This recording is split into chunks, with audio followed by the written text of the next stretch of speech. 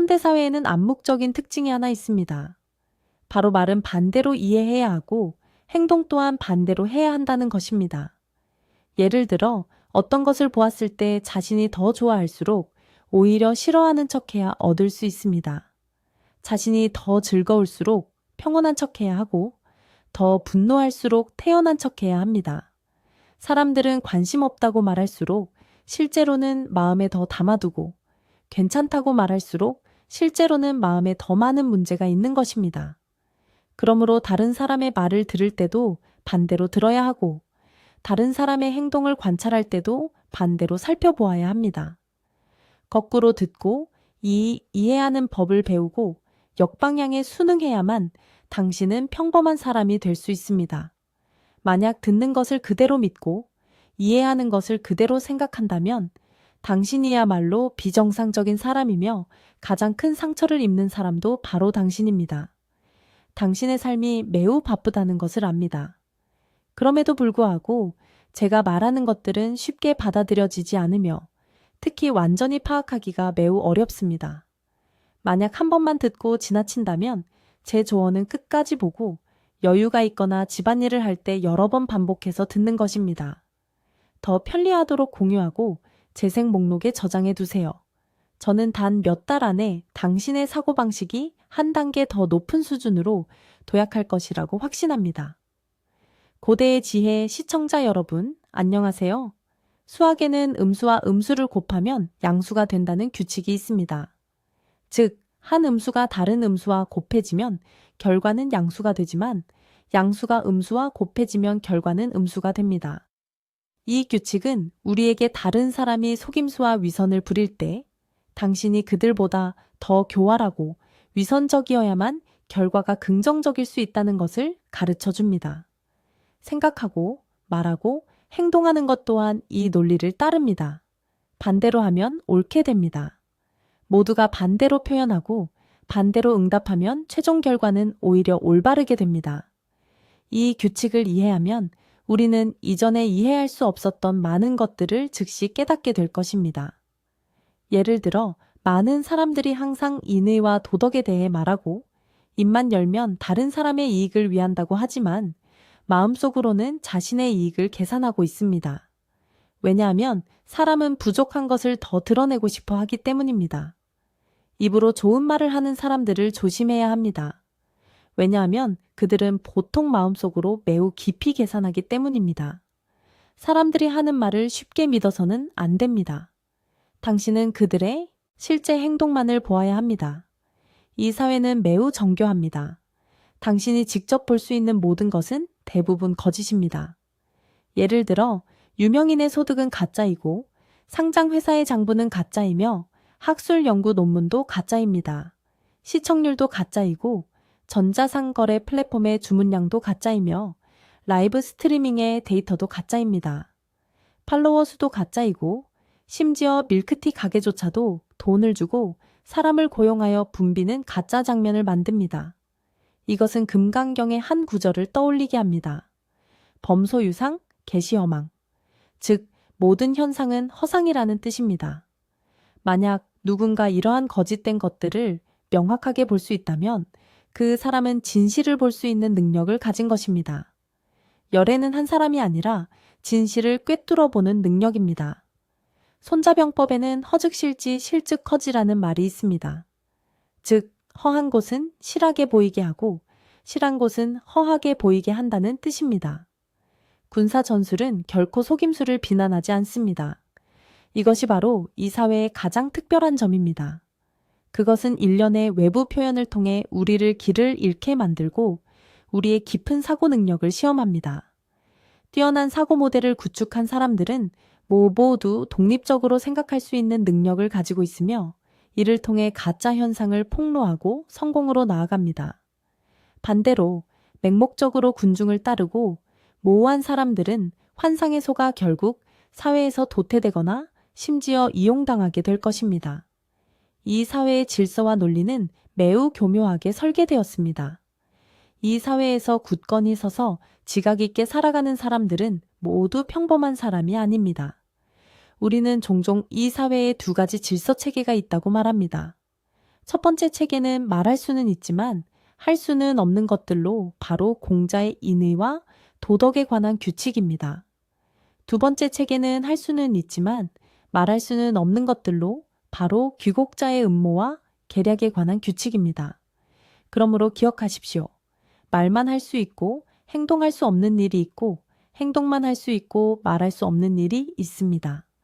만약 한 사람이 말과 행동을 일관되게 한다면 그 사람은 보통 사회에서 살아남을 수 없습니다. 이것이 바로 많은 사람들이 말과 생각이 다르면서도 매우 인기가 있는 이유입니다. 왜냐하면 그들이 이 사회의 법칙에 부합하기 때문입니다. 이것이 바로 사회의 도입니다. 도란 무엇일까요? 이름일양지위도, 즉 하나의 음과 하나의 양을 도라고 부릅니다. 이는 한 사람이 한 가지 일을 두 개의 대립적인 측면으로 나누고 양쪽 측면을 모두 제어할 수 있다면 그 사람은 도를 얻었다는 의미입니다. 대인관계 기술 중 가장 뛰어난 기술은 바로 상대의 무기로 상대를 공격하는 것입니다. 나쁜 사람을 상대하는 가장 좋은 방법은 그보다 더 나빠지는 것입니다. 만약 당신이 선한 마음만으로 그를 교화하려 한다면 결과는 종종 비극이 될 것입니다. 이 사회를 꿰뚫어 보는 것은 엄청난 지혜를 필요로 합니다. 사람을 이해하는 황금률은 만약 당신이 상위 1%의 사람이 된다면 나머지 99%를 통제할 수 있다는 것입니다. 진실은 항상 소수의 손에 있습니다. 다시 말해, 대부분의 사람들은 어리석습니다. 진리를 파악하지 못하는 사람은 평생 다른 사람에게 이용당하게 됩니다. 세상의 99%의 사람들은 하루 종일 일하지 않고 이득을 얻을 생각만 하고 빠르고 단기적인 자극적인 감각을 좋아하며 깊이 생각하는 것을 싫어하고 피상적으로 살아갑니다. 상업의 본질은 바로 인간의 이러한 약점을 이용해 돈을 버는 것입니다. 물론 중요한 조건이 하나 있습니다. 먼저 당신 자신이 이러한 약점을 극복하고 1%의 소수 중 한 명이 되어야 한다는 것입니다. 그래야만 당신은 자유롭게 나머지 사람들을 뛰어넘고 그들을 가볍게 얽매이지 않고 사로잡을 수 있습니다. 그러므로 돈을 버는 것도 일종의 수련이며 인간의 약점을 제거하고 자신을 더욱 성숙하고 완벽하게 만드는 과정입니다. 그렇지 않으면 당신도 그 속에 휩쓸려 빠져들게 될 것입니다. 그렇다면 상업의 가장 큰 도덕은 무엇일까요? 그것은 바로 사람들의 마음을 만족시키는 것입니다. 세상에는 내면이 결핍되고 미성숙하며 이성이 부족하고 생각하기를 싫어하는 사람들이 매우 많습니다.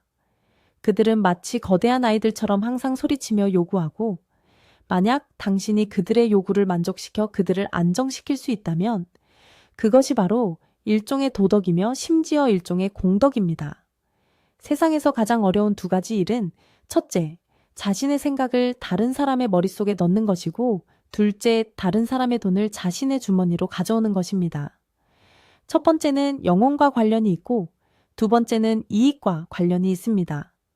그래서 영혼을 건드리는 것보다 이익을 건드리는 것이 더 어렵다는 말이 있습니다. 흥미로운 점은 이 두 가지 일이 종종 동시에 일어난다는 것입니다. 당신이 자신의 생각을 다른 사람의 뇌에 심어 그들의 영혼을 건드릴 수 있을 때 그들은 자발적으로 당신의 주머니에 돈을 넣어줄 것입니다. 즉, 그들의 이익을 건드리는 것입니다. 따라서 세상에서 가장 최고의 능력은 99%의 사람들의 뇌에 하나의 사상체계를 심을 수 있는 능력입니다. 평범한 사람들은 만약 그들이 짧은 동영상, 예능 프로그램, 게임과 같은 상업적 미끼에 계속 빠져 있다면 그들은 더욱 가난해지고 더욱 이용당하게 될 것입니다. 오직 소수의 사람들만이 깨어나서 더 이상 이렇게 빠져 살 수 없다는 것을 깨닫고 배우고 장기적으로 생각하기 시작함으로써 점차 자신의 처지에서 벗어날 수 있습니다. 이것이 바로 19% 사람들의 삶의 상태입니다. 페이스북에는 친구가 많지만 진심을 나누는 사람은 아무도 없고 연락처에는 번호가 많지만 연락하는 사람은 없습니다. 가끔 낯선 사람에게서 전화가 오면 대출을 권유하거나 집을 사라고 하거나 배달이거나 음식 배달입니다. 그렇지 않으면 스팸 전화나 사기 전화입니다. 일은 지루해서 나아가고 싶지도 않고 물러설 수도 없습니다. 창업하기에는 용기와 자본이 부족하고 무언가를 해보려고 해도 무엇을 해야 할지 모릅니다. 무기력하게 누워 가난하지만 마음은 편치 않습니다. 잠자리에 들 때는 수천 가지 길을 생각하지만 아침에 일어나면 한 걸음도 내딛지 못합니다. 예능 프로그램은 다 보았고 드라마도 더 이상 흥미가 없으며 게임도 질렸습니다. 오직 짧은 동영상과 라이브 스트리밍에 의존하여 에너지를 보충하고 온라인 쇼핑과 할인 행사를 통해 삶의 남은 감정을 유지합니다. 자신이 매우 공허하다는 것을 알지만 무엇을 해야 할지 모릅니다. 모호함, 불안, 걱정, 우울함을 느끼지만 바꿀 능력도 없고 떠날 용기도 없습니다. 하루하루 해가 갈수록 막막함과 절망 속에서 살아갑니다. 그러나 인간 본성에서 가장 이해할 수 없는 것은 사람들이 훌륭한 일을 하고 훌륭한 사람이 되기 위해 5년이 걸린다고 생각한다는 점입니다. 이것은 매우 길게 느껴지지만 지루한 사람들 속에서 40년을 모호하고 맴돌며 헛되이 바쁘게 사는 것은 전혀 길게 느껴지지 않습니다. 인생의 모든 고통은 질병으로 인한 육체적 고통을 제외하고는 모두 인간의 관념과 집착에서 비롯됩니다. 바로 깨어나지 않으려는 미혹이 모든 고통의 근원입니다. 인간은 사건에 얽매이는 것이 아니라 그 사건에 대한 자신의 견해에 얽매이는 것입니다. 즉, 자신의 사고와 인식에 갇히는 것입니다. 세상에서 가장 큰 감옥은 바로 인간의 사고방식입니다. 각자는 자신만의 사고의 감옥, 인식의 세장 속에 살고 있습니다. 마찬가지로 외부로부터 오는 모든 고통은 우리에게 자신의 사고의 족쇄를 부술 때가 왔다는 것을 상기시키기 위한 것입니다. 하지만 실제로 깨어날 수 있는 사람은 매우 적습니다. 우리는 종종 한 사람이 깨어나는 것은 1%가 다른 사람의 상기 덕분이고 99%는 인생의 상처 덕분이라고 말합니다. 많은 사람들이 수백만 원을 빌려 성형수술을 할지언정 자신의 사고와 인식을 향상시키는 데는 돈을 쓰려 하지 않습니다. 다른 예를 들어보겠습니다. 원숭이 앞에 바나나와 돈을 놓으면 원숭이는 분명히 바나나를 선택할 것입니다. 왜냐하면 돈으로만은 바나나를 살 수 있다는 것을 모르기 때문입니다. 우리는 원숭이의 어리석음을 비웃지만 사실 우리도 종종 비슷한 실수를 저지릅니다. 예를 들어 사람 앞에 돈과 인식을 놓으면 대부분의 사람들은 돈을 선택할 것입니다. 왜냐하면 너무나 많은 사람들이 인식이 더 많은 돈을 벌어다 줄 뿐만 아니라 행복과 건강까지 가져다 준다는 것을 모르기 때문입니다. 인간도 원숭이처럼 항상 눈앞의 작은 이익에 이끌려 그 뒤에 있는 깊은 것들에 대해 생각하려 하지 않습니다. 이것이 동물의 기본 속성이며 19%의 사람들은 여전히 이 속성을 유지하고 심지어 그 속에서 헤어나오지 못하며 영원히 1%의 사람이 될 수 없습니다. 어떻게 1%의 사람이 될 수 있을까요? 남을 아는 것은 지혜롭고 자신을 아는 것은 밝은 것이다. 남을 이기는 것은 힘이 있는 것이고 자신을 이기는 것이야말로 강한 것이다. 자신을 명확히 알고 자신을 극복하는 것이 이 1% 사람들의 전형적인 특징입니다. 우선 이것은 이해하기 어려운 진리입니다. 인생에서 가장 보기 어려운 것은 바로 자기 자신입니다. 우리가 거울을 보더라도 거울 속의 이미지가 반드시 우리의 진짜 모습은 아닐 수 있습니다. 왜냐하면 비대칭 원리라는 물리 법칙이 있기 때문입니다. 그렇다면 어떻게 자신을 볼 수 있을까요? 오직 우리가 무언가에 부딪히고 반응할 때 그때서야 우리는 자신을 느끼고 볼 수 있습니다. 그러므로 자신을 보는 가장 좋은 방법은 다른 사람을 우리 내면을 비추는 거울로 삼는 것입니다. 우리가 보는 모든 욕망, 야망, 어리석음 또는 부정적인 감정들은 모두 우리 내면의 반영입니다. 만약 우리가 어떤 것을 받아들이지 않거나 좋아하지 않는다면 그것은 우리 내면이 무언가 부족하다는 것을 의미합니다. 예를 들어 다른 사람이 애정을 과시할 때 우리가 불편함을 느낀다면 그것은 우리 마음속에 사랑이 부족하기 때문일 수 있습니다. 다른 사람이 자랑하는 것을 볼 때 우리는 속으로 자신감이 부족하기 때문에 짜증을 느낄 수 있습니다. 다른 사람이 고통받는 것을 볼 때 우리는 공감합니다. 왜냐하면 우리 마음속에도 눈물이 있기 때문입니다. 어떤 것이 우리 눈앞에 나타날 때 우리는 즉시 자신을 되돌아보아야 합니다. 왜 나는 이런 감정을 느끼는가? 내 내면에 무엇이 부족한가? 다른 사람이 나를 가장 불편하게 만드는 것은 보통 나 자신도 견딜 수 없는 것이지만 나는 그것을 인정하려 하지 않습니다. 따라서 우리가 미워하고 질투하고 원망하는 사람과 사건들은 우리가 그것을 받아들일 때까지 계속 반복될 것입니다. 이것은 사실 세상이 우리에게 자신을 받아들이도록 강요하는 방식입니다. 우리를 불편하게 하는 외부 현상들이 나타나는 것은 우리를 더 완전하게 만들기 위함입니다. 중요한 것은 우리가 이것을 제때 깨달을 수 있느냐입니다. 이러한 갈등에 저항할수록 불편한 경험은 더 길어지고 강해질 것입니다. 우리가 내면으로 돌아가 자신의 문제를 인식할 때 우리는 자신과 화해하게 되고 외부 세계와의 갈등도 사라질 것입니다. 진정한 화해는 바로 자신과의 화해입니다. 우리가 외부 세계를 통해 자신을 되돌아보고 자신을 보고 완성하며 자신의 모습을 받아들일 때 그것은 우리가 온 세상을 받아들이는 때이기도 합니다. 그것이 바로 내면으로부터의 충만한 상태입니다. 이 단계에 이르면 당신은 1%의 특별한 사람 중 한 명이 될 것입니다.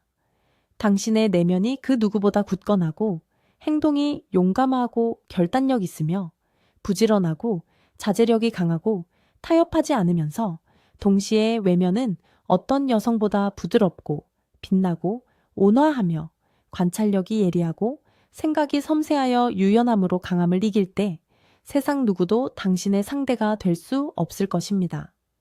여러분 기억하십시오. 미래의 인간은 두 가지 유형으로 나뉠 것입니다. 첫 번째 유형은 본능에 따라 사는 99%의 사람들, 즉 평범한 대중입니다. 매일 짧은 동영상을 보고 라이브 스트리밍을 팔로우하며 게임을 하고 가짜 제품을 쇼핑하며 사회에서 소극적인 관객 역할을 하는 사람들입니다. 이 사람들은 단지 사회적 자원을 소비하는 자들이며 그들의 유일한 사회적 기여는 알고리즘 메커니즘에 부합하여 빅데이터의 일부가 되는 것입니다. 두 번째 유형은 본능에 반하는 1%의 사람들, 독립적인 사고를 유지하고 높은 규율을 지키며 끊임없이 발전하는 사람들입니다. 알고리즘은 그들을 통제할 수 없으며 오히려 그들은 알고리즘을 꿰뚫어보고 사회의 법칙과 진실, 진리를 파악하여 사회를 이끄는 사람이 됩니다. 반자도지동, 약자도지용. 인간의 본능과 반대로 할 수 있는 사람들은 모두 뛰어난 사람들입니다. 1%의 특별한 사람이 되는 것입니다. 그렇다면 당신이 이 1%가 되었을 때 다른 사람을 어떻게 통제할 수 있을까요? 황금률을 기억하십시오. 좋은 말을 몇 마디 건네면 50%의 사람을 설득할 수 있고 약간의 이익을 주면 70%의 사람을 장악할 수 있으며 좋은 말과 함께 이익을 더하면 90%의 사람을 설득할 수 있습니다. 인간의 모든 약점을 활용하십시오. 적절한 때에 말하고 적절한 이익을 주면 당신은 99%의 사람들을 통제할 수 있습니다. 이 문장을 기억하십시오. 이것이 당신이 다른 사람을 통제하는 비법입니다. 만약 당신이 이 모든 것을 했는데도 상대방을 설득할 수 없다면 그 상대방은 나머지 1% 그룹에 속합니다.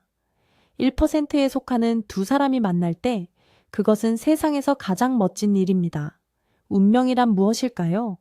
이것은 당신의 기존 인식을 완전히 깨뜨릴 것입니다.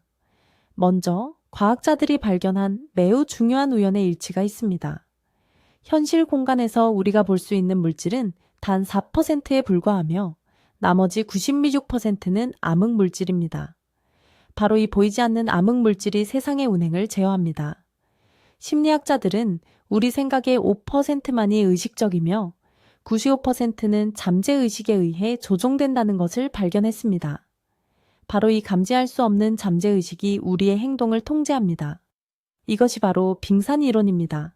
심리학자 칼 융은 말했습니다. 만약 당신이 자신의 잠재의식을 인지하지 못한다면 그것이 당신의 평생을 지배하게 될 것이며 당신은 그것을 운명이라 부를 것입니다. 당신의 잠재의식이 당신의 삶을 통제하고 당신은 그것을 운명이라고 부릅니다.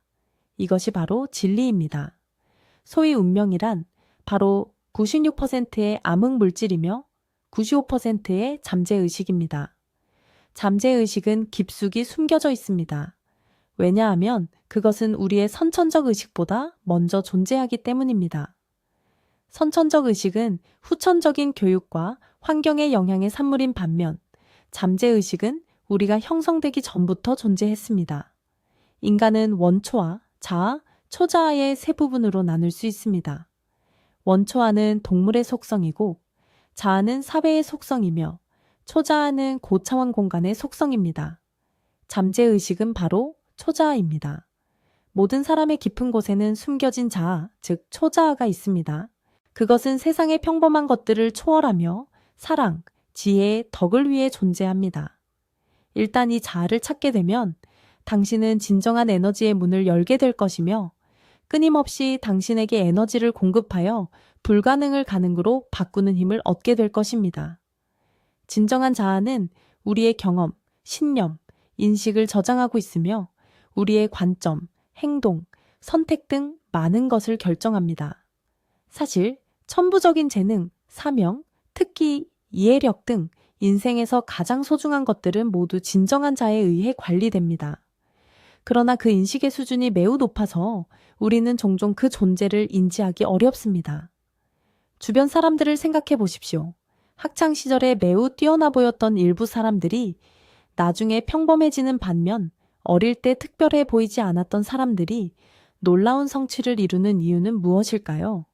답은 매우 명확합니다. 그들은 자신의 진정한 자아를 찾았기 때문입니다. 우리는 어떤 일이 성공하기 위해서는 천시, 지리, 인화의 세 가지 주요 요소가 필요하다는 것을 알고 있습니다. 하지만 실제로는 더 중요한 요소가 하나 더 있습니다. 그것은 바로 기화입니다. 신주가 말했듯이 천시는 지리만 못하고 지리는 인화만 못하며 인화는 기화만 못하고 기화는 신주만 못하다. 기화는 자기 자신과의 조화를 의미합니다. 신주는 바로 진정한 자아입니다. 그것은 내부에서 조용히 당신을 도울 것입니다. 진정한 자아는 당신의 원신이며 항상 당신 곁에서 조용히 있습니다. 일단 당신이 그것을 찾고 그 힘을 활용하면 모든 일이 신주의 도움을 받는 것처럼 순조롭게 풀릴 것입니다. 진정한 자아는 두 부분으로 구성됩니다. 하나는 천부적인 재능이고 다른 하나는 사명입니다. 천부적인 재능은 당신이 태어날 때부터 다른 사람보다 잘하는 것입니다.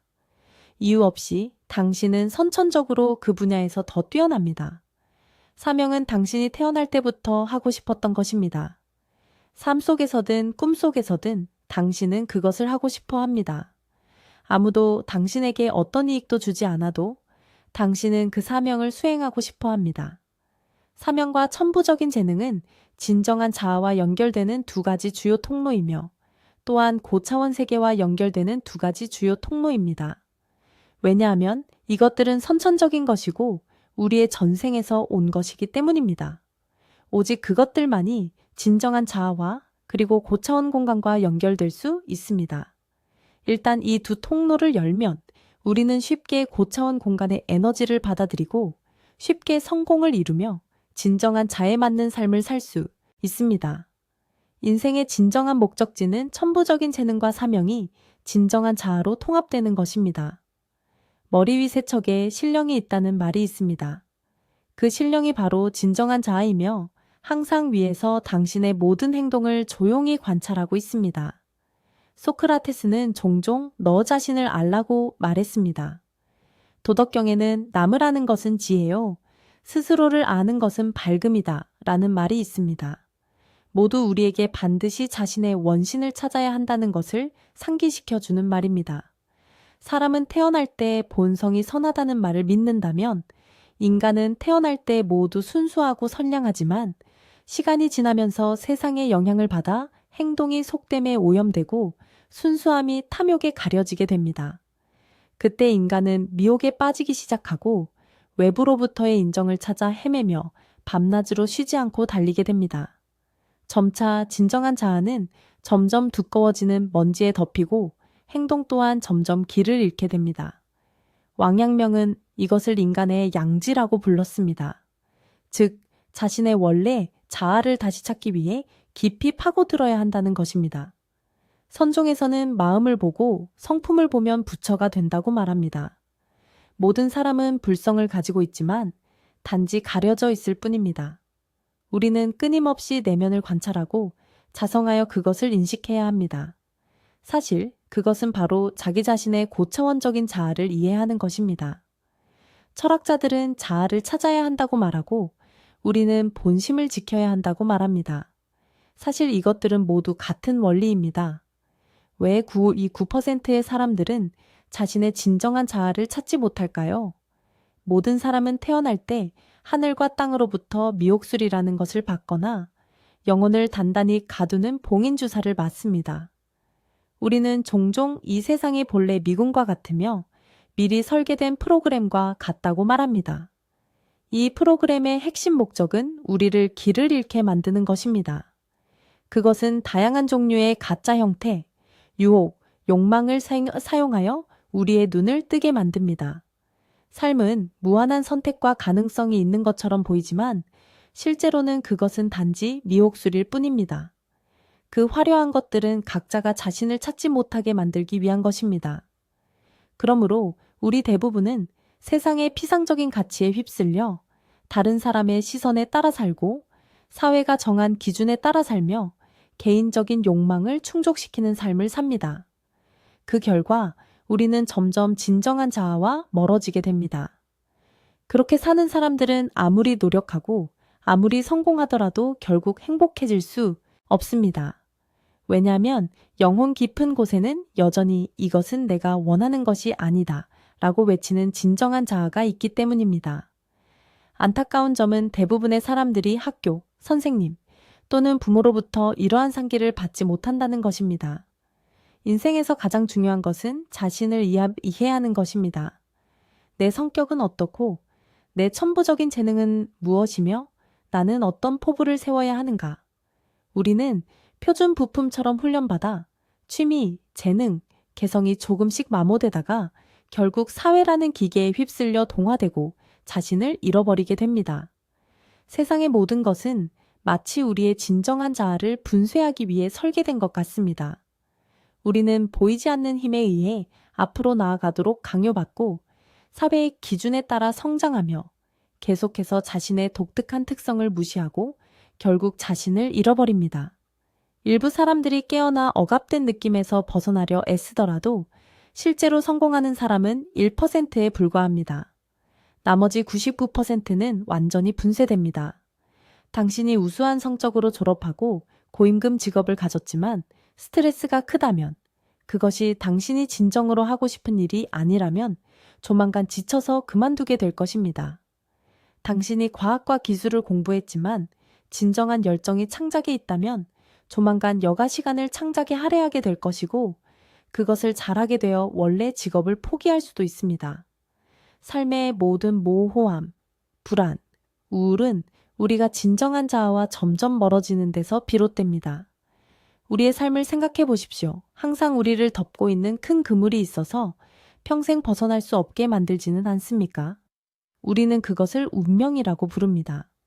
그것은 우리가 진정한 자의 존재를 전혀 인식하지 못하기 때문에 항상 통제당하는 느낌을 받지만 누구에게 통제당하는지 모르는 것입니다. 융은 중요한 말을 했습니다. 잠재의식이 밝혀질 때 운명은 바뀔 것이다. 즉, 당신이 진정한 자아를 찾고 그것과 대화하고 화해할 때 당신은 더 이상 그것에 의해 통제되지 않고 그것과 조화롭게 살게 될 것입니다. 그때 운명이라는 개념은 더 이상 존재하지 않을 것입니다. 인식하는 것이 변화하는 것보다 훨씬 더 어렵습니다. 당신이 인식을 얻게 되면 잠재의식은 자동적으로 변화하기 시작합니다. 가장 무서운 것은 인식이 없는 채로 고집스럽게 인정하지 않고 좁은 관점 속에서 완고하게 버티는 것입니다. 결국 당신은 당신을 가로막는 것이 능력, 시간, 방법 또는 단계가 아니라 바로 당신이 마음속으로 감히 마주하지 못하는 것들이라는 것을 깨닫게 될 것입니다.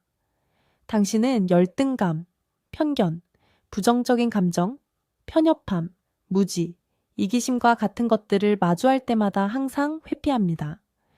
이것들이야말로 진정한 자아를 찾는데 가장 큰 장애물입니다. 만약 한 사람이 진정한 자아를 찾는다면 그들은 분명히 뛰어나고 성공하며 행복한 사람이 될 것입니다. 인생의 전반부는 자신에게 꼬리표를 붙이는 것입니다. 사회의 기준으로 자신을 형성하고 사회에 적합한 사람이 되어 사회가 부여한 임무를 완수하는 것입니다. 인생의 후반부는 그 꼬리표들을 떼어내는 것입니다.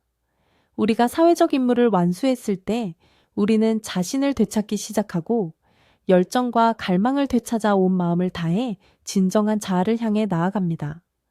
인생은 강과 같아서 아무리 구불구불하고 험난하더라도 최종 목적지는 결국 바다입니다.